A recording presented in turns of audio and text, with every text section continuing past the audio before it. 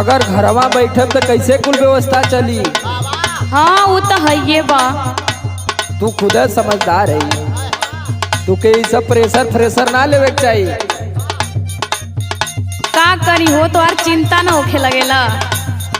हाँ बड़ी चिंता वाली तू भले। घरवा में सूत के काटब जब चानी,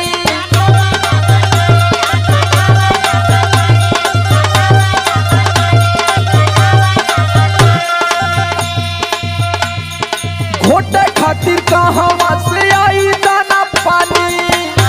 अरे भगवान हुआ सबके देना हमनों के दी हैं।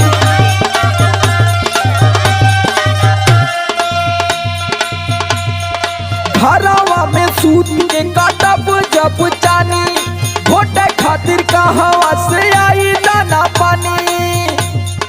समर आलोक पेट कैसे